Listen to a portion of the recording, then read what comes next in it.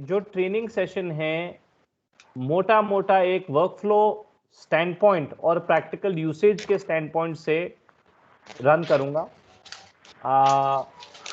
जो deep down product specification या technicals हैं वो इवेंचुअली आपको OEM से ही ट्रेनिंग लेनी पड़ेगी, बिकॉज वो OEM टू OEM डिफर करती हैं एंड वो बहुत ज्यादा टेक्निकल इन डेप्थ हो जाता है। जी सर, बिल्कुल ठीक है। Now tell me, Falcon Technologies में आई थिंक एक सॉफ्टवेयर का बंदा है जो ऑटोमेशन प्रोजेक्ट संभाल रहा है इनका। Any idea? सर पता नहीं इसका, यानी क्या नीरज कर रहा है sir? I am not sure. जो पहले आई थिंक नहीं, जिनको एक्सपीरियंस है सॉफ्टवेयर ऑटोमेशन में। एनीवे आगे चलते हैं। बेसिकली जो ब्रॉडकास्ट आईटी सिस्टम होता है हर टीवी स्टूडियो में चलता है। हर एक ब्रॉडकास्टर के पास एक ब्रॉडकास्ट आईटी नेटवर्क होता है बैक एंड पे, और वो टीवी चैनल नेशनल हो, रीजनल हो, कितना 24/7 का हो, न्यूज सेंट्रिक हो, एंटरटेनमेंट सेंट्रिक हो, इनमें से काफी ये चीजें निर्भर करती हैं कितना एक्सट्रावेगेंट और कितना डिटेल और कितना एक्सपेंसिव ये ब्रॉडकास्ट आईटी सिस्टम इन्होंने लगाया। So in the interest of keeping things simple, मैं एक टेंडर का एग्जांपल लूंगा दूरदर्शन का, जो मैंने आपसे शेयर किया था पहले, एंड आई अज्यूम के आप लोगों ने वो देख लिया होगा। Let me try and share the screen. आपको मेरी स्क्रीन दिख रही है? सर अभी स्टार्ट नहीं हुई। हेलो, हाँ एक्सेप्ट कर रहा हूँ अभी बुला रहा हूँ। अपना म्यूट कर दीजिए प्रदीप। यस सर, वो सर अनिल पाल को बुला रहा था। सर अभी स्क्रीन दिख रही है। दिख रही है? ओके जी सर। ओके। सो जब भी आप ब्रॉडकास्ट आईटी का की बात करें, डिपेंडिंग ऑन जो इसका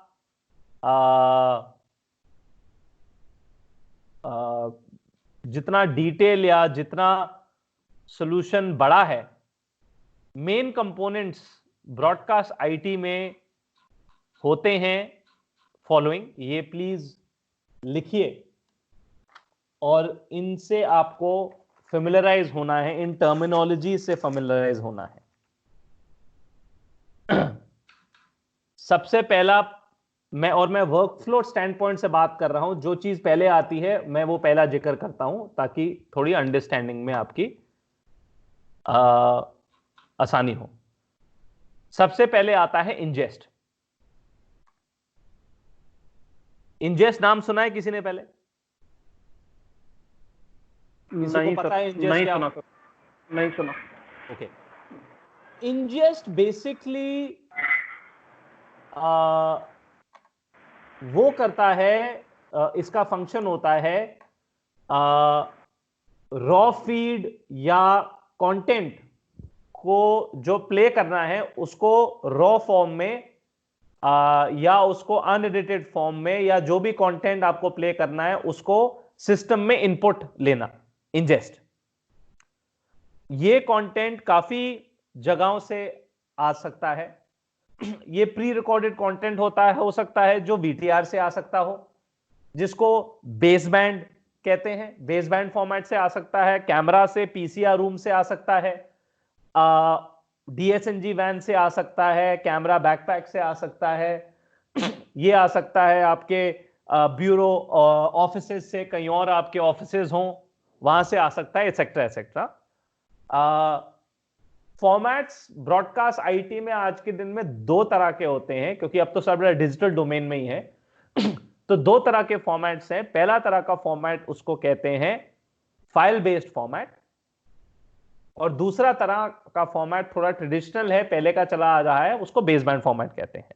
और आज की डेट में काफी लोग मिक्स भी करते हैं, फाइल्स भी लाते हैं एंड बेसबैंड भी आती है। नाउ जो फीड्स इंजेस्ट होती हैं, उसके बाद फीड्स कहां जाती हैं? ये फीड्स जाती हैं एक स्टोरेज सिस्टम में। स्टोरेज सिस्टम में वो जाके फीड्स डंप हो जाती हैं और सेव हो जाती हैं। तो इसीलिए स्टोरेज, आप जब भी कस्टमर से बात करेंगे, एंगेज करेंगे, वो स्टोरेज बताएगा इतने टेराबाइट्स की है, इतने टेराबाइट्स की है, सिंगल है, रिडंडेंट है, फलाना ठिकाना। तो वो सारा डिपेंड करता है कि आपकी रेजोल्यूशन क्या है, फॉर्मेट क्या है, जो आपकी फील्ड है, प्रोडक्शन जिसको कहते हैं, प्रोडक्शन का। तो मेन जो फॉर्मेट्स होते हैं वो चाहे वो बेसबैंड की बात की जाए या आपकी फाइल बेस्ड फॉर्मेट की बात की जाए, ये XD कैम होता है या DVC प्रो होता है ना। ये दो फॉर्मेट्स जो हैं ये आपके दो कंपनीज ने डेवलप किए हैं। DVC प्रो फॉर्मेट है पैनासोनिक का और XD कैम फॉर्मेट है सोनी का। HD का जो आता है XD कैम 422 जिसको कहते हैं। नाउ दूरदर्शन का जो फॉर्मेट है, दूरदर्शन ने तकरीबन 4 साल या 5 साल या 8 साल पहले, मुझे एग्जैक्टली याद नहीं, डिसाइड किया कि वो सोनी के फॉर्मेट जो XD कैम जिसको कहते हैं उसको अपना डिफॉल्ट फॉर्मेट बनाएंगे और उनकी पूरी की पूरी प्रोडक्शन XD कैम फॉर्मेट में होगी। एनी क्वेश्चन सो फार? सर मेरी शेयर चली गई सर, मुझे स्क्रीन नहीं दिख रही सर आपकी। Just one second.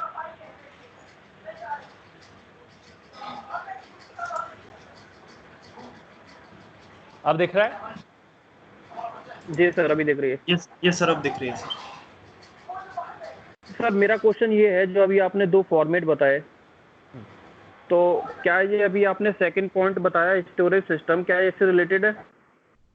ये जो फाइल है या बेसबैंड है, ये पूरा उससे रिलेटेड है कि किस फॉर्मेट में आपका प्रोडक्शन हो रहा है।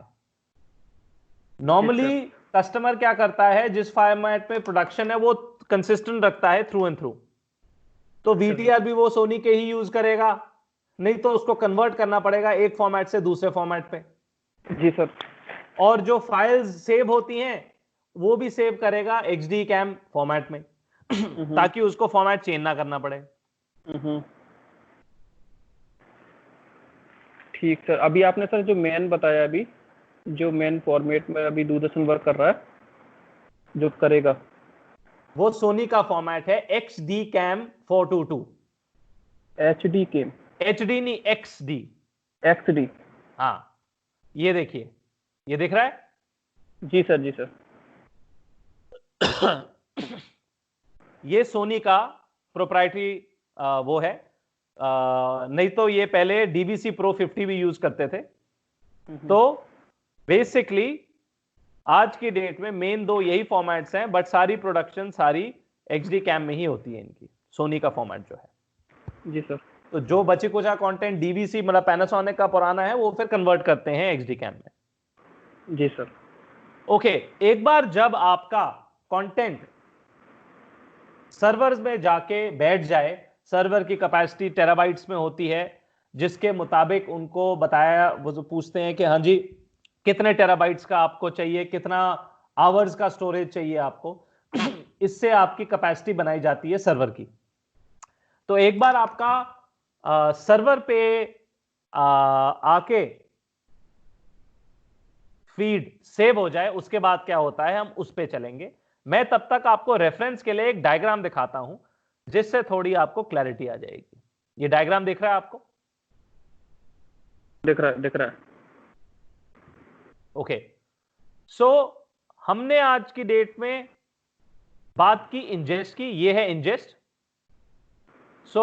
इधर फीड आती है, इंजेस्ट से जाता है मेन स्टोरेज पे, और यहां हम अभी बैठे हैं।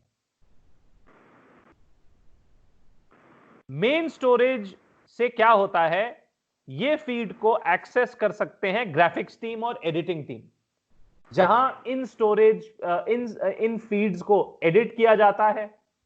इनमें ग्राफिक्स डाले जाते हैं, लोगोस डाले जाते हैं, टिकर्स डाले जाते हैं, कैरेक्टर्स डाले जाते हैं, और इस रॉ फीड को एडिट करने के बाद साउंड एडिट किया जाता है, क्वालिटी चेकिंग की जाती है इसकी, कि आवाज जो है एक पर्टिकुलर लेवल की हो, फ्रेम में कोई ब्रेक्स ना हो, क्वालिटी ठीक हो, आरजीबी वैल्यूज ठीक हो। तो ये किया जाता है एडिटिंग्स और ग्राफिक्स टीम से। तो अगर हम वापस जाएं डॉक्यूमेंट पे, इंजेस्ट के बाद ये ग्राफिक्स टीम टेक ओवर करती है, जहां इस फीड को थोड़ा और वो सुंदर एडिट करके वॉचेबल बताती है।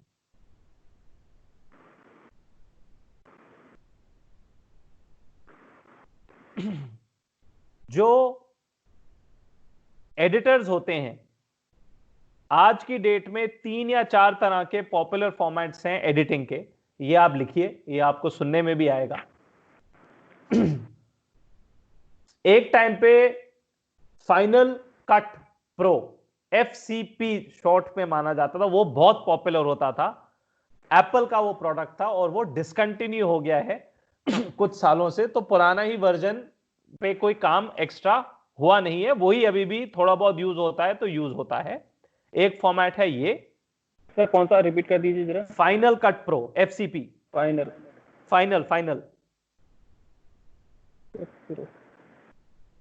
दूसरा फॉर्मेट है अडोबी प्रीमियर, आज की डेट में ये काफी पॉपुलर माना जाता है, करंटली जो यूज होता है। तीसरा मेरे मन में जो है वो है एविड। एविड एक कंपनी है और उसका भी ये एडिटिंग स्वीट काफी पॉपुलर है। चौथा जो मुझे पता है वो ग्रास वैली का है, EDS के नाम से आता है। अगर आप यहां देखेंगे, ये मल्टीपल वर्कस्टेशन आपको दिखा रहा है एनिली वाले। ये लोग इसमें ग्राफिक्स डालते हैं, इनको एक्सेस होता है ग्राफिक्स फॉर्मेट से, इनको एक्सेस होता है अपने लोगोज, टिकर्स। आप अपने अगर टीवी ऑन करेंगे तो देखेंगे आपको मेन शक्ल बंदे का मेन फीड एक बीच में आता है, और फिर एड्स आते हैं आपके सारी जगह। जी सर। तो ये लोग एड्स भी इंसर्ट कर सकते हैं, ये लोग एडिट भी कर सकते हैं अपने इसको फीड को। तो ये अलग अलग लेयर्स में जो फीड होती है, अलग अलग लेयर्स उसकी एडिट हो सकती हैं, ताकि आपको कंटेंट छोटा सा दिखे, फिर उसके अराउंड आपको एड्स दिखें, टिकर्स दिखें, लोगो दिखें। तो ये आपकी एडिटिंग टीम करती है, और काफी बड़े ब्रॉडकास्टर्स में ये 50-50, 100 लोगों की टीमें होती हैं बैकएंड में, जो कॉन्स्टेंटली एडिट करते जाते हैं।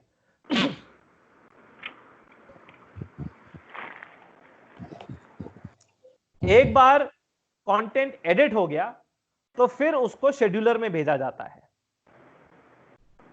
उसको शेड्यूल किया जाता है कि वो कंटेंट किस टाइम प्ले होगा, कितने मिनट के लिए होगा, और एक लॉग बनाया जाता है जिसके बेसिस पे जो कंटेंट शेड्यूल होता है, प्ले होता है, उसका एक लॉग बनाया जाए, ताकि उसकी बिलिंग उसके मुताबिक की जाए एज अ प्रूफ।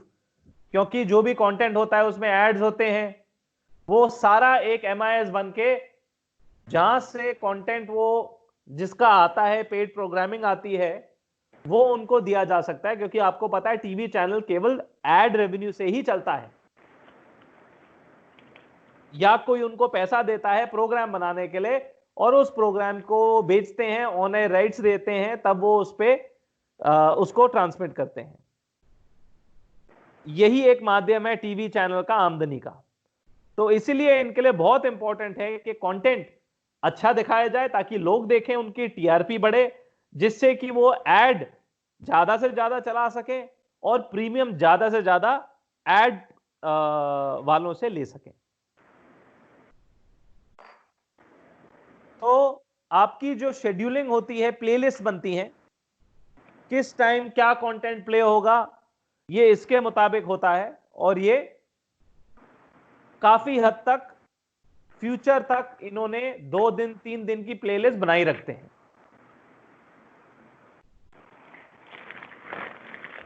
ये प्लेलिस्ट जो है ये डायनामिकली भी चेंज की जा सकती है। सपोजिंग कोई ब्रेकिंग न्यूज आ गई, एग्जिस्टिंग न्यूज को उन्होंने या एग्जिस्टिंग रिकॉर्डेड कंटेंट को उन्होंने डेफर कर दिया और ब्रेकिंग न्यूज को इंसर्ट कर दिया।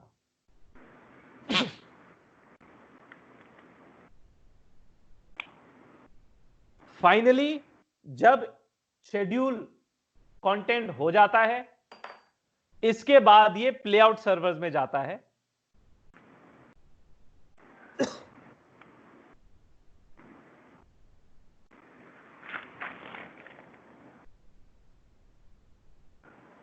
ये है प्लेआउट। सो एडिटिंग के बाद ये कंटेंट जाता है प्लेआउट पे, और प्लेआउट से फाइनली ये आउटपुट आपके ट्रांसमिशन चेन में जाता है। फिर ये आपके ट्रांजिशन चेन में आपकी क्या तो टेलीपोर्ट हो, या ये डायरेक्टली फाइबर के थ्रू कहीं जा रहा है, या ये डीटीएच को जा रहा है, सीधा वहां चला जाता है फाइनल प्लेआउट करने के लिए।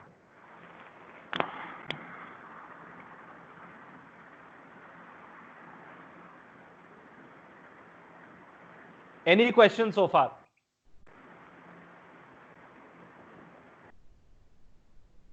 No sir. जी सर। हाँ, क्वेश्चन आप है कोई अनिल कुमार आपके? नहीं सर, मेरा एक बेसिक क्वेश्चन ये है कि जैसे मैंने टेंडर को पढ़ा थोड़ा, हाँ तो इसमें क्या था कि इसमें पूरा सेटअप इंस्टॉलेशन का था। हाँ, तो इसमें ये टेक्निकल के अलावा नॉन टेक्निकल भी इसमें काफ़ी सारा था कि पूरा एक तरीके से पूरा सेटअप तैयार करना है, जिसमें फर्नीचर टाइप का भी है, केबिन टाइप का है, इसको पूरा का पूरा इंस्टॉल करना है। तो क्या गवर्नमेंट के जो टेंडर आते हैं वो पूरा सेम इसी टाइप के रहते हैं? सो मैं दूरदर्शन के टेंडर्स का एग्जांपल लूंगा। जी बिल्कुल। दूरदर्शन ज्यादातर एसआईटीसी प्रोजेक्ट्स पूरी करती है टर्नकी।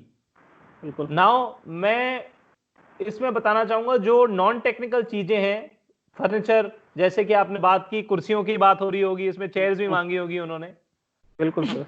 ये सारी चीजें कॉस्ट कम करती हैं, दिमाग ज्यादा खराब करती हैं, मगर ये इनको आसानी के लिए ये अपने टेंडर में डाल देते हैं कि भैया अगर एक कॉन्ट्रैक्टर 15-16 करोड़ का टेंडर दे रहा है तो 4-5 कुर्सियां और डेस्क भी बना के दे देगा वो। बिल्कुल। सो काफी हद तक दूरदर्शन ये चीज करता है।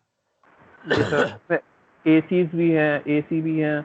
बिल्कुल सही, एसी भी ऐड कर देगा वो, कैबिन का कैबिन बनाएगा, एल्यूमिनियम पार्टीशंस बनवाएगा आपसे। बिल्कुल बिल्कुल। तो मैं एग्जांपल देता हूं, कुछ हद तक हमने ये काम काफी किया हुआ है, जो ये इसको सिविल वर्क कहते हैं। जैसे कि अपना ये हमने एचईवीसी टेंडर में पार्टिसिपेट किया है, तो वहां उन्होंने वो केबल ट्रेज बनवाने के लिए बोला है, आउटडोर इंडोर। फिर उन्होंने बोला है कि ये अर्थिंग सिस्टम बनाओ। फिर उन्होंने बोला है कि ट्रॉली दो ताकि वो रैक्स को ऊपर से एक्सेस किया जाए, तो ट्रॉली ऊपर नीचे हो पाए। आप लोग टोडापुर में गए थे तो उधर ट्रॉली एक दिखी थी ना, वो लंबी सी ऊंची सी, फोटोग्राफ भी खींची थी वहां हमने। एल्यूमिनियम की बनी होती है, पोडियम टाइप। हाँ हाँ सर, मैंने वो वहां पर देखी थी, टोडापुर में देखी होगी आपने, आज तक में भी देखी। वो तो बहुत तो आज तक में तो बहुत लंबी है, ये तो मतलब 10 फुट ऊंची होगी। तो ये चीजें भी बनवाते हैं ये लोग और वो देनी पड़ती। तो उसकी कॉस्टिंग एंड ऑल पता कर सकते हैं हमारे पास, जैसे आसिफ आते रहते हैं, उनको काफी हद तक इनकी चीजों की कॉस्टिंग है, ये सारी सिविल चीजें हैं। जी सर, जी सर। फिर किस हद तक रिडंडेंसी उनको चाहिए, इंजेस्ट में भी रिडंडेंसी होती है, स्टोरेज में भी रिडंडेंसी होती है, ग्राफिक्स मशीन्स में भी होती है, प्लेआउट में भी होती है। तो ये टेंडर टू टेंडर डिपेंड करता है। टेंडर टू टेंडर ये भी डिपेंड करता है कि क्या क्या आइलैंड, जो मैंने आपको बताया, जो आइलैंड होते हैं अपने इंडिविजुअल वर्कफ्लोज होते हैं आईटी इंफ्रास्ट्रक्चर में, जैसे इंजेस्ट एक हो गया, स्टोरेज एक हो गया। तो इसमें बड़े प्रोजेक्ट्स में ये लोग अलाउ करते हैं कि मल्टीपल ऑपरेटर्स हर एक आइलैंड को, हर एक एस्पेक्ट को पे काम कर सके, क्योंकि फीड्स ही इतनी होती हैं। आप देखो आज तक जैसा बंदा, वो उसके इतने ऑफिसेज हैं, वो इंजेस्ट करेगा तो उसके कम से कम 20 से 30 लोग इंजेस्ट कर रहे होंगे एक टाइम पे। वीटीआर के थ्रू, ब्यूरो ऑफिसर्स को 5 स्टूडियो हैं उसके उस फैसिलिटी में, हर 5 स्टूडियो का इंजेस्ट हो रहा होगा एक फीड। तो ऐसे का मल्टीपल लोग, अब ये क्योंकि नेशनल चैनल्स हैं तो मल्टीपल लोग इंजेस्ट कर रहे होंगे, मल्टीपल लोग स्टोरेज पे काम कर रहे होंगे भाई, कि एक बार कंटेंट इंजेस्ट हो गया तो उसको एडिटिंग करनी है, उसके कोई मल्टीपल फॉर्मेट चेंज करने हैं, फिर प्ले आउट, उसके मल्टीपल चैनल्स हैं, हर चैनल के लिए पूरी प्ले आउट बनानी है, ग्राफिक्स बनाने हैं कंटेंट के जो पड़ा हुआ है। तो हर एक सब पार्ट जो होता है आईटी इंफ्रास्ट्रक्चर का, उसमें मल्टीपल लोग एक टाइम पे काम करते हैं बड़े सिस्टम्स में। उसके मुताबिक बैंडविड्थ बढ़ती है, उसके मुताबिक हार्डवेयर बढ़ता है। जो ये सिस्टम है, ये तो एक बंदे का सिस्टम है जो ये सारा कुछ कर ले, 1 से 2 लोग। तो ये जो मैंने आपको एग्जांपल जानबूझ के थोड़ा सिंपल तरीके वाला दिया है, जिसमें ये एक्सेल टेक्नोलॉजीज पुराना सिस्टम हमें एक जो उन्होंने ऑफर दिया था वो पुराने सिस्टम का था, थोड़ा कंसोलिडेटेड, क्योंकि उनके समझने में थोड़ी गलती हुई, उन्होंने समझा एक सिंपल सिस्टम हमें चाहिए। बट दूरदर्शन यहाँ काफी एक एक्सपेंसिव सॉल्यूशन की मांग कर रहा है, जहां मल्टीपल लोग हर एक एस्पेक्ट पे काम कर सकें।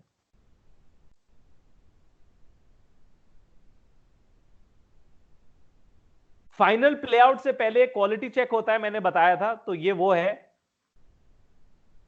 प्लेआउट तक हम आ गए थे, तो प्लेआउट सर्वर की भी ये जैसे एक टेक्निकल स्पेसिफिकेशंस हैं। आज की डेट में ये जो सर्वर्स हैं, ये सर्वर्स बेसिकली आईटी कंपनीज बनाती हैं, जैसे एचपी, डेल, सुपर माइक्रो हो गया। जो कंपनीज ब्रॉडकास्ट का जो ऑटोमेशन इसको कहते हैं, जो सॉफ्टवेयर बैठता है जिसके जरिए आप इंजेस्ट करते हैं, सेव करते हैं, एडिटिंग करते हैं, ये कंपनीज ज्यादातर आज की डेट में सॉफ्टवेयर कंपनीज रह गई हैं, क्योंकि जो हार्डवेयर है ये काफी हद तक, जो आईटी हार्डवेयर है वो काफी स्टेबल हो गया है। इसीलिए ये कंपनीज जो ब्रॉडकास्ट सिस्टम बनाती हैं, ये अब हार्डवेयर आईटी कंपनी से ही खरीदती हैं, जैसे डेल हो गया, एचपी हो गया, एटसेट्रा।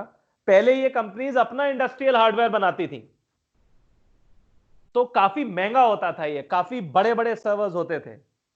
फॉर एग्जांपल जो हमने टोडापुर में सप्लाई किया है, टोडापुर नहीं सॉरी, जो इधर स्टैंडअलोन सिस्टम हमने सप्लाई किया है एनएबीएम में और ईटानगर में, वो ग्रास वैली का खुद बनाया हार्डवेयर था। सो वो पुराने सिस्टम से आज की डेट में काफी हद तक वो कस्टमर्स नहीं खरीदते हैं, क्योंकि वो काफी महंगे हैं, और उस टाइम टेक्नोलॉजी आईटी सॉल्यूशंस की इतनी, आईटी कंपनीज की इतनी स्टैंडर्ड भी नहीं थी। आज की डेट में काफी ये हद तक रोबस्ट और काफी रिलायबल हो गई हैं। तो इसीलिए आप ये कॉन्फ़िगरेशन देखेंगे इस टेंडर में।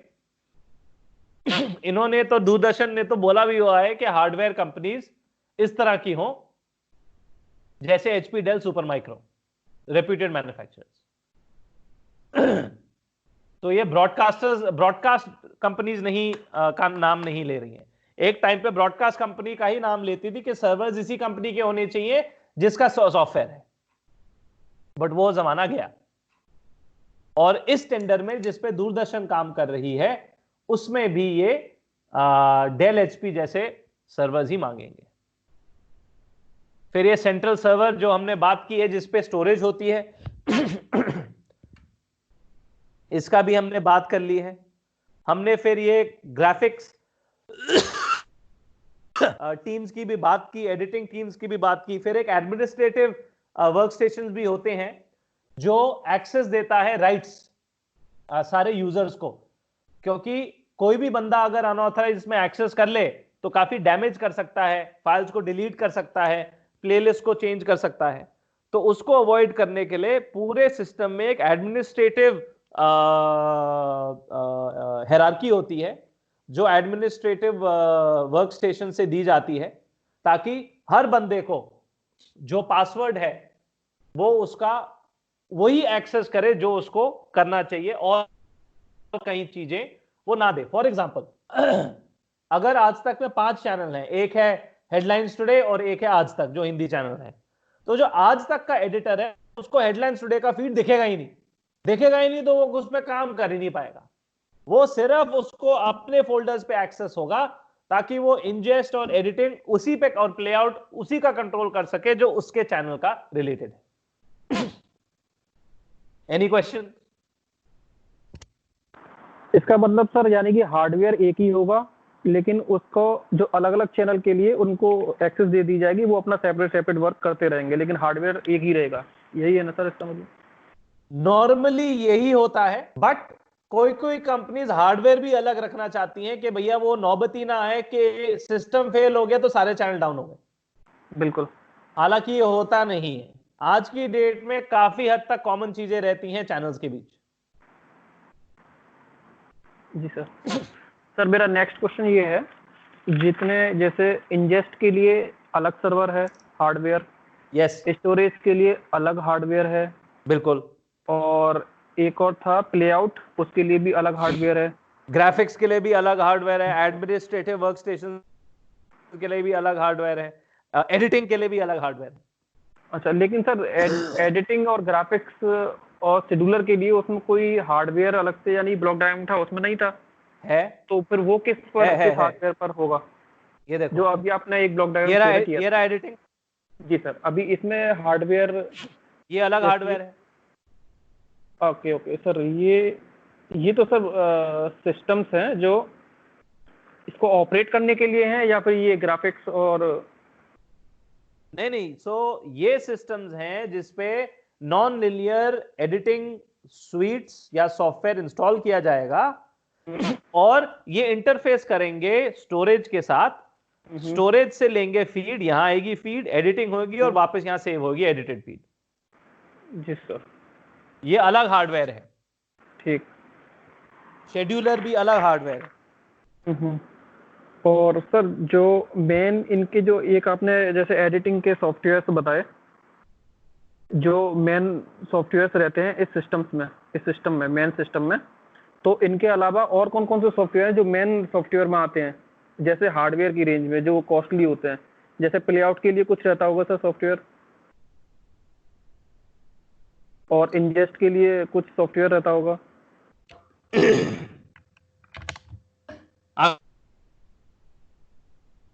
हेलो हेलो हेलो सर, अभी सर आवाज नहीं आ रही अभी।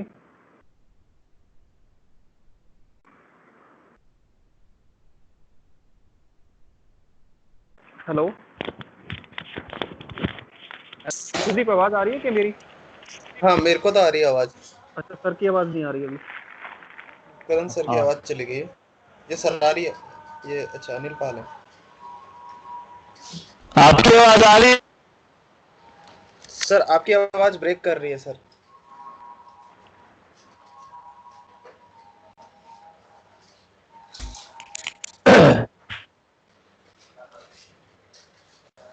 प्रदीप आवाज आ रहा है? यस सर, अब आ रही है सर, लेकिन क्लियर नहीं है सर अभी भी। एक सेकंड में होल्ड।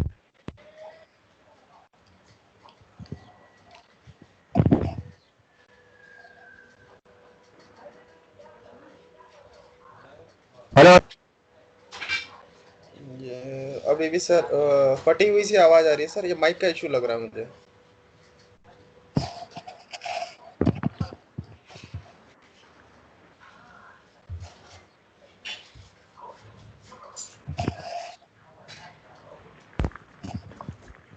हाँ अभी आवाज आ रहा है?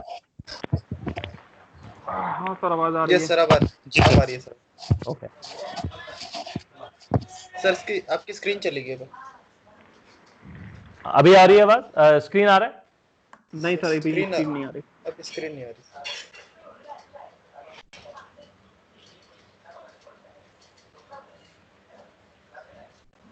अभी आ रही है? यस, अभी लोड हो रही है सर। आगे जी सर, अब दिख रही है स्क्रीन। ओके, हाँ बताइए, आपका क्वेश्चन क्या था? सर मेरा क्वेश्चन ये था, जैसे आपने एडिटिंग के लिए कुछ सॉफ्टवेयर्स बताए जो मेन सॉफ्टवेयर रहते हैं, जैसे हार्डवेयर का एक अपना पार्ट है, ऐसे ही सॉफ्टवेयर का एक अपना पार्ट है। यस। तो ऐसे ही मैं ये जानना चाह रहा हूँ, जैसे कि हार्डवेयर अलग अलग है, इंजेस्ट के लिए, प्लेआउट के लिए, स्टोरेज के लिए, हाँ। शेड्यूलर के लिए और ग्राफिक्स के लिए। तो ये आई थिंक एडिटिंग तो आई थिंक ग्राफिक्स के लिए हो जाता होगा। तो ऐसे ही कुछ मेन सॉफ्टवेयर और हैं जो प्लेआउट और इंजेस्ट के लिए यूज होते होंगे? सो मेन सॉफ्टवेयर है जो ब्रॉडकास्ट कंपनी बनाती है, फॉर एग्जांपल एक्सेल टेक्नोलॉजीज।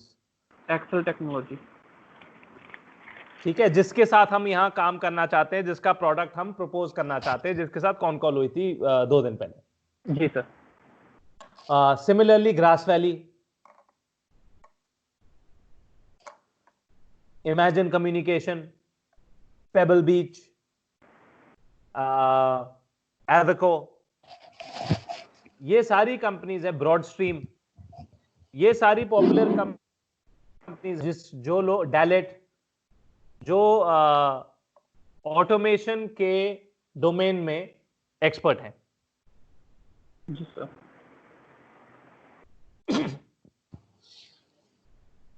तो ये कंपनीज हैं जो एक्चुअली ब्रॉडकास्ट का सॉफ्टवेयर बनाती हैं। तो ताकि एक जो मास्टर सॉफ्टवेयर है वो इंजेस्ट कर पाए, उसको स्टोर कर पाए, प्ले आउट कर पाए, शेड्यूलिंग कर पाए, और साथ में अलग सॉफ्टवेयर एक एडिटिंग का आता है, सब पार्ट होता है, क्योंकि एडिटिंग हर कंपनी नहीं बनाती। और ये एडिटिंग कंपनीज क्या करती हैं, अपना सॉफ्टवेयर ना दूसरी ब्रॉडकास्ट सॉफ्टवेयर कंपनीज को बेचती हैं, या कंज्यूमर्स कस्टमर्स को, ब्रॉडकास्टर्स को बेचती हैं, ताकि वो अपना एडिटिंग सॉफ्टवेयर खरीदे इन कंपनी से, जो 4-5 कंपनीज इनिशियली मैंने आपको बताई थी, एविड हो गया, इमेजिन हो गया, उनसे खरीद के, चाहे किसी का भी ऑटोमेशन सॉफ्टवेयर यूज हो रहा है उसके साथ वो इंटीग्रेट हो जाता है। सो फॉर एग्जाम्पल अगर मैं एक्सेल टेक्नोलॉजीज का ऑटोमेशन सॉफ्टवेयर लेता हूं, जो इंजेस्ट प्लेआउट करता है, ग्राफिक्स एंड ऑल का सारा करता है, एडिटिंग मैं ले सकता हूं ग्रास वैली का, और ग्रास वैली का एडिटिंग इसके साथ इसके सर्वर्स और सॉफ्टवेयर के साथ, ऑटोमेशन सॉफ्टवेयर के साथ इंटीग्रेट हो जाता है और बात कर सकता है। जी सर। सो फॉर एग्जाम्पल मैं अगेन आपको ये डायग्राम के जरिए दिखा, ये डायग्राम दिख रहा है आपको? जी सर। तो ये सारा हार्डवेयर हो गया, फॉर एग्जांपल डेल का, सॉफ्टवेयर हो गया एक्सेल का, और ये जो एनएलई है, नॉन लीनियर एडिटिंग जिसको बोलते हैं, जो इसके साथ इंटरफेस करता है एडिटिंग करने के लिए फीड्स को, वो किसी का और थर्ड कंपनी का भी हो सकता है। बिल्कुल। क्योंकि ये 3-4 ही कंपनीज हैं दुनिया में जो ये बनाती हैं सॉफ्टवेयर एडिटिंग वाला। मैंने इनिशियली नाम लिए थे उसके, फाइनल कट प्रो के, एडोबी प्रीमियर के, आपको याद होगा। ये है। जी सर, अभी क्लियर है। यानी कि एक कॉमन सॉफ्टवेयर होता है जैसे ऑटोमेशन का, जो सारे सारे सर्वरों को कंट्रोल करता है, और इसी पर ही पूरा काम होता है, जो भी यानी कि पूरा इंजेस्ट होकर फिर वो स्टोरेज में जाता है डाटा, और फिर वो उस पर एडिटिंग होती है, शेड्यूलिंग होती है, उसके बाद वो प्ले आउट से फाइनल आउट जिससे मिलता है। बिल्कुल सही। जी सर। और एडिटिंग सॉफ्टवेयर कोई भी हो सकता है। जी सर। जैसे एक्सेल अपना एडिटिंग सॉफ्टवेयर नहीं बनाती, वो थर्ड पार्टी के साथ इंटीग्रेट करती है। ओके।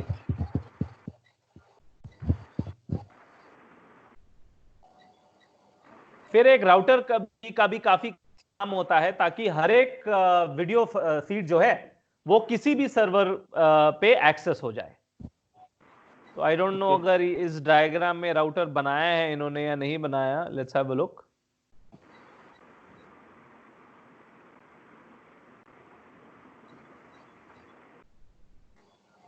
नहीं, यहां बनाया नहीं है।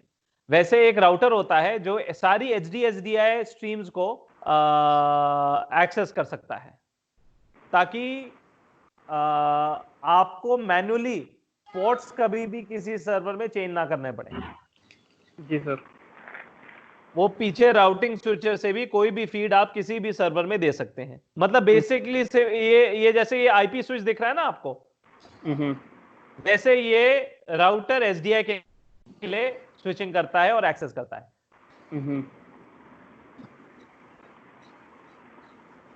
हाँ, तो जैसा कि टेंडर में थे, जैसे कि इसमें मैंने पढ़ा हुआ था, इसमें 3 XY पैनल थे और 2 सिंगल बस पैनल, तो वो अलग अलग जगह पर यानी कि यूज किए जाते हैं, तो वो वहां से चेंज कर सकते हैं किसी भी सिग्नल को।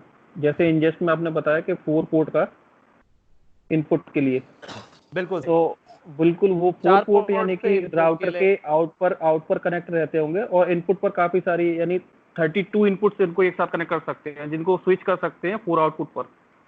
किसी भी इनपुट को किसी भी आउटपुट पे आप दे सकते हो। आप दे सकते हैं, जी सर। करेक्ट। ताकि तो यहाँ पर राउटर का मेन यूज जो भी आपके सोर्सेज हैं, जो भी, हाँ, राउटर का यही है कि कोई भी इन कहीं भी आप राउट कर दो। बेसिकली जैसे आईपी स्विच का काम होता है आईपी लेवल पे, राउटर का काम होता है एचडीएसडी लेवल पे। बिल्कुल सर।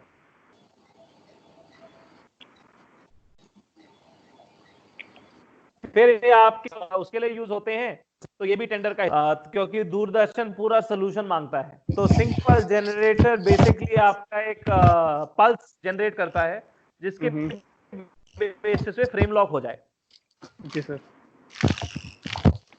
फिर मल्टीव्यूअर्स आते हैं, डिस्प्लेज आते हैं, मेन यही है।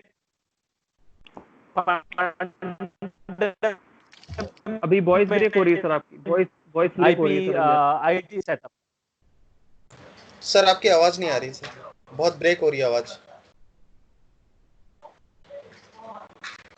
अभी क्लियर है? तो अभी ब्रेक हो रही है, हल्की ब्रेक हो रही है। अच्छा, मैं रील अभी आ रहा है आवाज बेटर?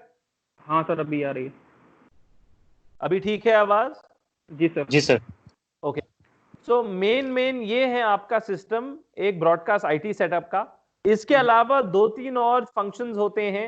फॉर एग्जांपल एक प्रोडक्ट होता है एनआरसीएस, न्यूज रूम ऑटोमेशन सिस्टम। इसको आप काइंडली लिखिए और इस पे थोड़ा पता कीजिए कि एनआरसीएस क्या होता है। एनआरसीएस वो सिर्फ उन्हीं चैनल्स में एडिशनली खरीदा जाता है जो न्यूज चैनल्स होते हैं। तो पॉपुलर एनआरसीएस इंडिया में एक है ऑक्टोपस और एक है आई न्यूज। बाकी आप चेक कर लीजिए कि एनआरसीएस का क्या फंक्शन होता है, ये आपका होमवर्क है। जी सर। सर मेरा एक क्वेश्चन और है, सर्च कर पाएंगे, ऑनलाइन सर्च कर पाएंगे, आपको मिल जाएगा। जी सर, एक क्वेश्चन और है। हाँ, इस टेंडर में सर मैंने एक और हार्डवेयर देखा था, जैसे एक तो हमारा पल्स जनरेट सिंक जनरेट हो गया, तो ये तो हमने देखा हुआ है, हमने यूज भी किया था सिंपल। यानी एक सर इसमें एक एक्स्ट्रा हो रहा है, एक frame pulse generator. Frame pulse नहीं, फ्रेम सिंक्रोनाइज। फ्रेम सिंक, जी सर, फ्रेम सिंक्रोनाइज। हाँ, तो वो उसका काम क्या है सर? मैं इसका आइडिया नहीं। सर्च कीजिए कि फ्रेम सिंक्रोनाइज क्या करता है। ये बड़ा सिंपल प्रोडक्ट है। ब्रॉडकास्ट में दोनों चीजें यूज होती हैं, एसपीजीज भी होते हैं एंड फ्रेम सिंक्रोनाइजर भी यूज होता है। जो एसपीजी होता है वो एक्चुअली पल्स जनरेट करता है टाइमिंग के लिए, और जो फ्रेम सिंक्रोनाइज होता है वो एक्चुअली आपके वीडियो फीड को ऑल्टर करता है ताकि वो पल्स के बेसिस पे आपकी फ्रेम्स जो हैं, फ्रेम बाय फ्रेम कुछ उसमें ऑल्टरेशन या चेंज ना है, डिले ना है। एक तो सिर्फ पल्स जनरेट करता है और एक एक्चुअली चेंज करता है। तो ये दोनों चीजें आप एक बार सर्च करके इसमें देखिए इसका फंक्शन क्या है। जी sir.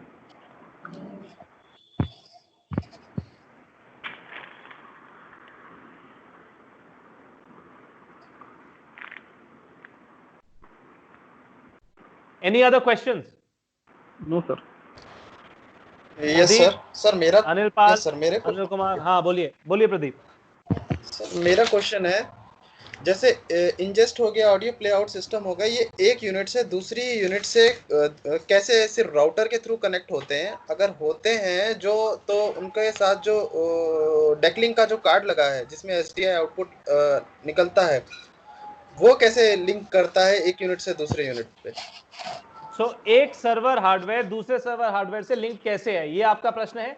Yes sir. Okay, fantastic question, fantastic, very good. So let me tell you के फाइल बेस्ड फॉर्मेट आईपी पे होता है, इसलिए ये फाइल्स होती हैं, जैसे आपके कंप्यूटर सिस्टम में फाइल्स होती हैं, ये सारा आईपी पे चलता है। जी सर। देन जो बेसबैंड होता है, बेसबैंड चलता है एसडीआई पे। ओके, सो ये डायग्राम आपको दिख रहा है? जी सर। जी सर। तो आईटी सिस्टम आज की डेट में, क्योंकि पूरा फाइल बेस्ड नहीं है, बेसबैंड भी है, तो ये कॉम्बिनेशन होगा आईपी और बेसबैंड का। नाउ हम वर्कफ्लो लेते हैं, इंजेस्ट से काम करते हैं। इंजेस्ट हो गया, ये दिख रहा है आपको? जी सर। फॉर एग्जाम्पल इंजेस्ट 1, ये आपके काले रंग की इनपुट आ रही है। जी सर। और फिर एक रेफरेंस सिग्नल भी आ रहा है। Reference mean sink.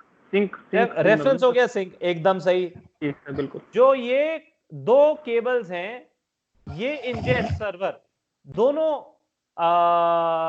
तरह के फॉर्मेट्स लेगा। ये आईपी भी लेगा, जो फाइल बेस्ड फॉर्मेट है, फाइल बेस्ड इंजेस्ट जिसको कहते हैं, माने के किसी और सर्वर में फीड पड़ी है, उस सर्वर से इस सर्वर को कनेक्ट किया जा सकता है। और दूसरा ये ले सकता है इंजेस्ट एसडीआई फॉर्मेट पे, जिसको बेसबैंड फॉर्मेट कहते हैं, जो वीटीआर से आएगा या राउटर से आएगा। सो इंजेस्ट वीटीआर एसडीआई में भी होगा और आईपी में भी होगा।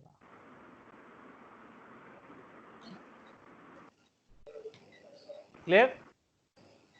सर ये मेरा एक क्वेश्चन और है, सारे के सारे सर्वर्स जो कम्युनिकेट करेंगे वो डेटा स्विच के थ्रू ही करेंगे, या तो इनमें इंटरनल कनेक्शन होंगे एक सर्वर मैं आगे से सर्वर में? मैं आगे बताता हूं। जी सर। इंजेस्ट से जाता है ये स्टोरेज पे। जी सर। इंजेस्ट और स्टोरेज आपका आईपी पे या फाइबर पे कनेक्शन होता है। ओके। जो इंटरनल नेटवर्क है सर्वर टू सर्वर, वो आईपी पे ही होगा, वो बेसबैंड में नहीं होता। सर्वर से ग्राफिक मशीन, सर्वर से एडमिनिस्ट्रेशन, सर्वर से एडिटिंग, सर्वर से ग्राफिक्स, ये सारा आईपी पे होगा। कहीं भी इसमें बेसबैंड नहीं होगा। ये इस कनेक्शन की बात हो रही है, ये दिख रहा है आपको? जी सर, बिल्कुल। नाउ इसके बाद ये आ गया शेड्यूलिंग करके प्लेआउट पे।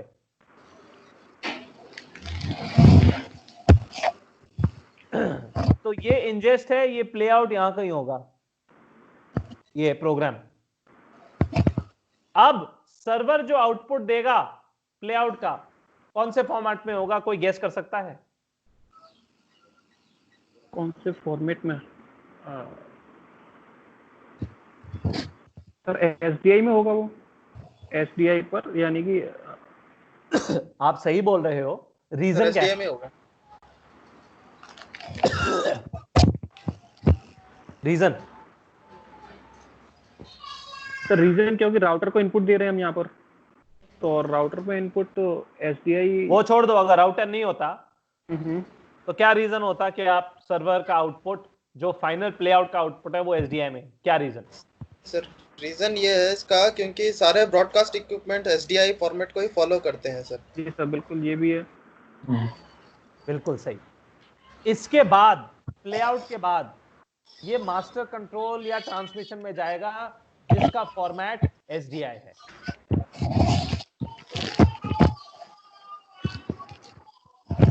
Right?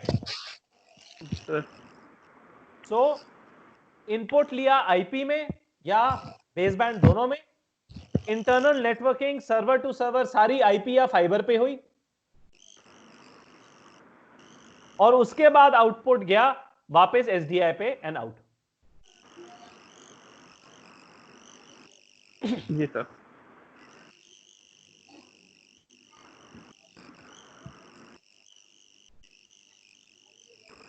Any other question? No sir. तो इसलिए अगर मैं आपको दिखाऊं, आप let's go to specifications. Ingest के का स्पेसिफिकेशन देखते हैं। ये देखो, sources to be ingested, VTR dash live feed mix of SD HD, it should accept XD as well as HD SDI। दिख रहा है आपको ये? जी सर। सर इसके सर्वर के स्पेक्स में भी SDI के डिटेल दे रखी है सर। और ऑब्वियसली सर्वर में तो आईपी होगा ही होगा। तो ये आपका इंजेस्ट SDI के स्पेक्स भी दे रखे हैं सर। ये देखो, इंजेस्ट सर्वर HD SDI, ये कार्ड लगता है डेकलिंक की जो बात कर रही थी ये लेडी कल, आपको याद होगा डेकलिंक ब्लैक मैजिक बोला था। तो ये बेसिकली एक कार्ड होता है जो आपके नॉर्मल ये सर्वर में लग जाता है, डेल पीसी वाले सर्वर में। फिर आपका ये देखो, channel IO, port baseband configurable, तो ये पोर्ट कैसे कॉन्फ़िगर होगा वो भी है। फिर फॉर्मेट, और ये देखिए file based format, file based format इनको चाहिए एक्सडी कैम, डीवीसी प्रो भी मांगा है। ये थोड़ा और डिटेल में जा रहे हैं। अब ये देखो आईओ इंटरफेस, एचडी एसडीआई की तो बात कर ली हमने। फिर ये RS422 कंट्रोल के लिए ईथरनेट भी लिया है, ताकि जो कोई फाइल फॉर्मेट ये अगर एक्सेप्ट करता है वो ईथरनेट के थ्रू ही आएगा।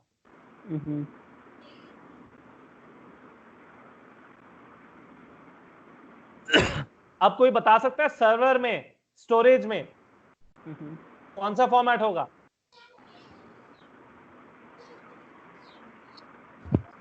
सर आईपी में जाएगा सर। बिल्कुल सही। इनपुट के लिए बात कर रहे हैं ना? इनपुट हो या आउटपुट, ये तो स्टोरेज है। बिल्कुल आईपी स्टोरेज तो बीच में, स्टोरेज ना इनपुट देती है ना आउटपुट देती है, उसको मिलता है इंजेस्ट से और जाना प्लेआउट को है। जी सर। तो ब्रॉडकास्ट इंफ्रास्ट्रक्चर के बीच के जो सर्वर्स हैं, इंजेस्ट और प्लेआउट के अलावा सारे के सारे आईपी पे काम करते हैं। आईपी माने आईपी होता है दो तरीके पे होता है, केबल्स पे होता है, बैंडविड्थ के रिक्वायरमेंट पे निर्भर करता है वो। ये दो फॉर्मेट्स कौन से होते हैं आईपी के, कोई बता सकता है? केबल्स, फिजिकल केबल्स कौन सी तरह की होती हैं आईपी की? आईपी की फिजिकल केबल, हाँ, आईपी की कौन सी केबल यूज करते हो? सर एक RJ145 होती है। हाँ, RJ45 नहीं, RJ45 और एक RJ145 भी होती है शायद से। 145 और 135 होती है, वो नहीं पता मुझे क्या है। एक तो आपकी कैट6 केबल यूज हो सकती है जो ईथरनेट की है, करेक्ट? जी सर, जी सर बिल्कुल। दूसरा अगर हाई बैंडविड्थ रिक्वायरमेंट है तो फाइबर केबल भी यूज होती है आईपी पे। उसका डेटा रेट कैट6 से ज्यादा होता है। जी सर।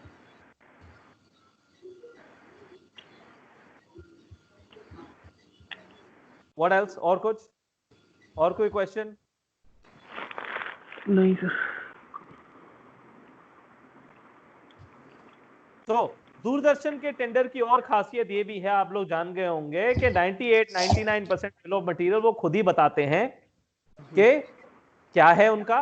जैसे कि ये बिल ऑफ मटेरियल दिया है, वर्कफ्लो भी उन्होंने बना के दिया। वो कहते हैं भैया हमारा वर्कफ्लो है और हमारी इक्विपमेंट है, हमें ऐसे ही कैसी चाहिए, आप कोई शॉर्टकट मत, ताकि आप शॉर्टकट मत यूज करो। तो अगर आपका वही काम, ये जैसे 2 मॉनिटर मांग रहा है, आप 1 मॉनिटर में करके दे सकते हो, कहता है नहीं आप डिस्क्वालीफाई हो जाओ, कहता है नहीं जी मुझे तो 2 मॉनिटर ही चाहिए चाहे कुछ भी हो जाए। क्लियर? जी सर। तो इसलिए दूरदर्शन के टेंडर्स मुझे थोड़े आसानी लगते हैं क्योंकि वर्कफ्लो वो बना के देते हैं। अगर आपने काम कर लिया प्री टेंडर के दौरान तो आपका काम आसान हो जाएगा। जी सर। मतलब कि उन्होंने आपकी स्पेक्स यूज की हैं, अगर उन्होंने आपकी स्पेक्स यूज की और आप क्वालिफाई होते हैं, आपको बस उनका वर्कफ्लो डायग्राम फॉलो करना है, कुछ ज्यादा अपना दिमाग लगाने की उसमें जरूरत। और इसीलिए हमेशा, ताकि हम इन छोटे मोटे आइटम से डिस्क्वालीफाई ना हो जाएं, हम हमेशा दूरदर्शन के टेंडर जिसने बनाया उसी के पास ही जाते हैं और उससे बोलते हैं सर आप बताओ आपने 2-3 प्रोडक्ट्स क्वालिफाई किए होंगे, उनका आप नाम दे दो, हम वही कोड करेंगे, हम कोई तीसरा चौथा आइटम नहीं कोड करना चाहते। नहीं तो ऐसा भी हुआ है, आपने गलत मॉनिटर कोट कर दिया 50,000 की इक्विपमेंट, 13 करोड़ के प्रोजेक्ट में डिस्क्वालीफाई हो गए आप 50,000 की इक्विपमेंट के बारे में। क्योंकि उसमें 2 DVI पोर्ट्स नहीं थे जो कस्टमर को चाहिए थे, उसमें एक ही था। जी सर। मैं तो रिस्क 50,000 के लिए रिस्क नहीं लेना चाहता।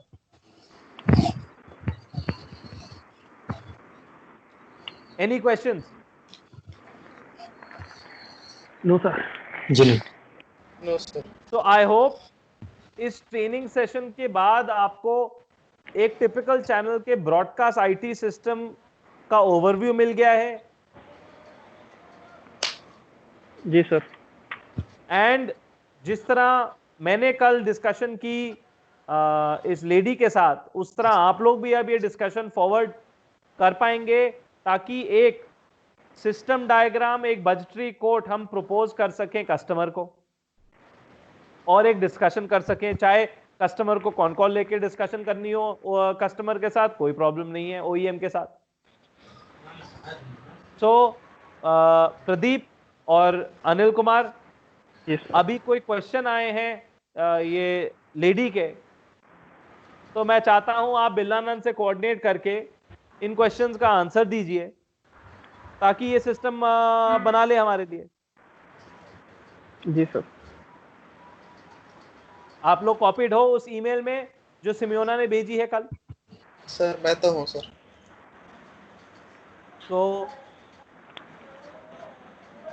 अनिल और मैंने भी दोनों चेक सर, मैंने अभी चेक नहीं किया। दोनों है सर, दोनों है सर, दोनों ही। सो इसमें बेसिकली वो QC पूछती है। कोई मुझे बता सकता है QC का क्या फंक्शन है?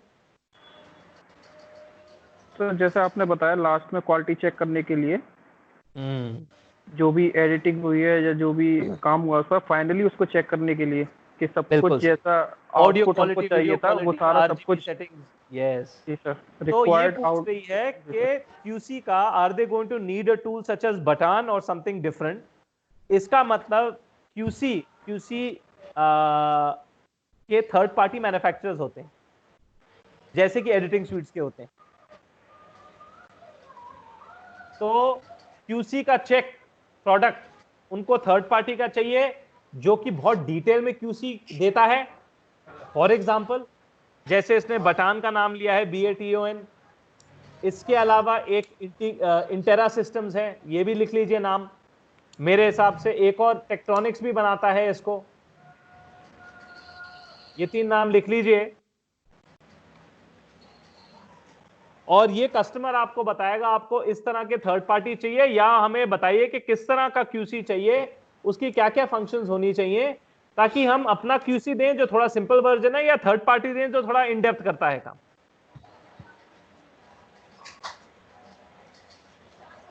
Clear? Yes sir. Next, ENPS and news room. ENPS एक कंपनी है जो NRCS बनाती है, न्यूज रूम ऑटोमेशन सिस्टम। तो ये पूछ रही है आपसे कि there is no connection needed between their newsroom and the MCR equipment. MCR equipment होगा हमारे टेंडर का, न्यूज रूम होगा पुराना दूरदर्शन का। तो ये दूरदर्शन से पूछना है कि आपके NRCS से हमारे प्रोजेक्ट का क्या लेना देना। अगर आप मेरी पुरानी ईमेल पढ़ेंगे जो मैंने सिमियोना को लिखी थी, उसमें मुझे बिल्लानंद ने NRCS भी बताया था। आप खुद ही कोट मतलब ऑप्शन लग रहा था, आप खुद भी कोट कर सकते हो, ये बोल रहा था। तो NRCS इस सिस्टम का होगा या नहीं होगा, ये हमें पता नहीं। तो ये बिल्लानंद से बात करनी है, वो चेन्नई में बैठा हुआ है, फोन उठा रहा है, उनसे बात कर लीजिए।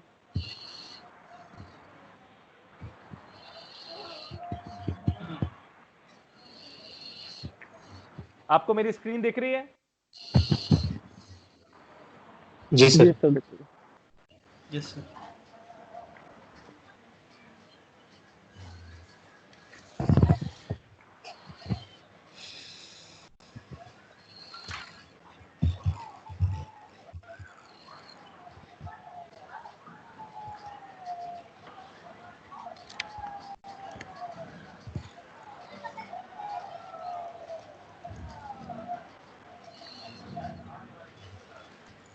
मैं वो ईमेल ढूंढ रहा हूं जो मैंने बिरला नाथ को दिया था।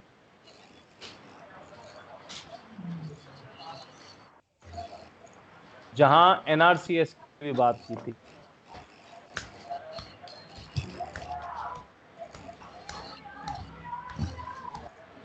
यहाँ होगा ये बिरला नाथ ने बोला था सम स्टेशंस यूज ईएनपीएस। ईएनपीएस आपका कंपनी है जो एनआरसीएस बनाती है, एंड सम केंद्रास use open in house developed NRCS, मतलब खुद का उनका बनाया हुआ है ओपन सोर्स का। तो वो बोल रही थी कि वो बोल रहे थे कि आप अपने सिस्टम के साथ एनआरसीएस पोर्ट करो। तो इनको नॉर्मली मेरे एक्सपीरियंस में दूरदर्शन एनआरसीएस टेंडर के साथ नहीं, अलग टेंडर करता है एनआरसीएस का। तो आई थिंक ये बिरलानंद से बात करनी पड़ेगी। उन्होंने बताया तो है कि एनआरसीएस भी दो साथ में। तो आप लोग इसमें क्लैरिफाई कीजिए कि एनआरसीएस आई डोंट थिंक देने की जरूरत है, क्योंकि एनआरसीएस ये कंपनी बनाती नहीं है, वो थर्ड पार्टी आइटम होगा। तो हम एनआरसीएस नहीं कोट करेंगे मेरे ओपिनियन में। प्रदीप, आपका क्या कहना है? सर जो हमारे स्कोप में नहीं है उसको अवॉइड करने में ज्यादा अच्छा है, अदरवाइज हमारी प्राइस कोड बढ़ जाएगी सर। नहीं, वो तो और है ही है, मगर अगर वो थर्ड पार्टी आइटम है, कल को अपने इंटीग्रेट करना पड़ा तो हम इंटीग्रेट कर देंगे, क्या प्रॉब्लम है? मगर ये पता सर होना चाहिए कि हमारा रिलेशन क्या है एनआरसीएस से। Yes sir. तो एक्सेल का जो सिस्टम है, ये सिमोना ये पूछ रही है वही कि हमारा रिलेशन क्या है, कोई ये तो बताए एनआरसीएस से। There is no connection needed between NRCS and MCR. MCR अपना इक्विपमेंट है, एनआरसीएस कस्टमर का थर्ड पार्टी है। तो इसका लेन देन क्या है? मेरे हिसाब से कुछ नहीं है। आप काइंडली बिलानंद से ये बात करके पूछा कर लो। Yes sir. फिर ये एडवर्टाइजमेंट मैनेजमेंट की भी बात हो रही है।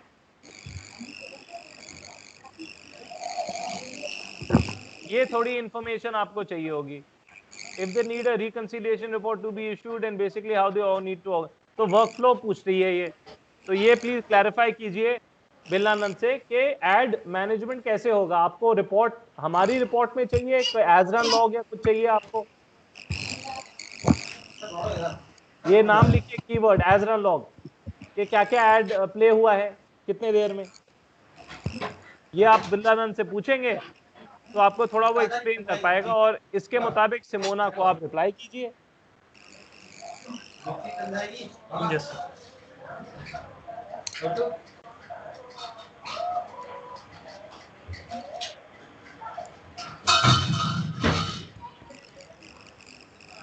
So I leave it to you, Anil Kumar and Pradeep, to take this discussion forward बिल्लानंद के साथ, टू क्लोज द गैप, ताकि एक हमें मिल जाए एक प्रपोजल। Yes sir.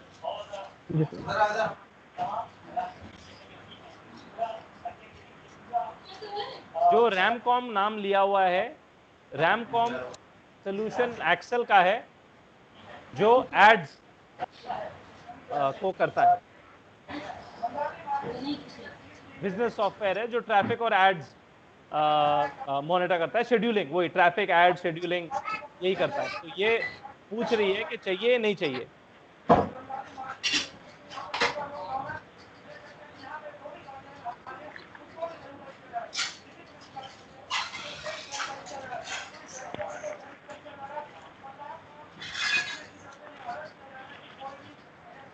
मैं ये लिंक भी आपको दे रहा हूं, ये इसका लिंक है।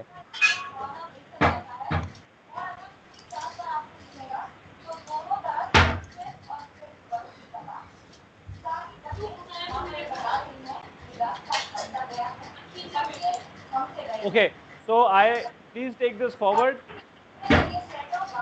ताकि ये विद इन नेक्स्ट वीक हम एक सोल्यूशन बना के बिल्लानाथ को प्रेजेंट कर सकें।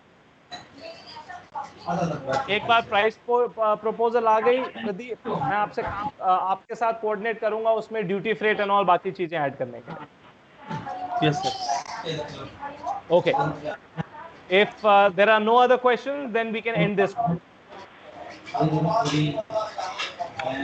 Sir no question. Okay, जी sir, thank you very much, all the best. Okay, thank you sir. Thank you sir.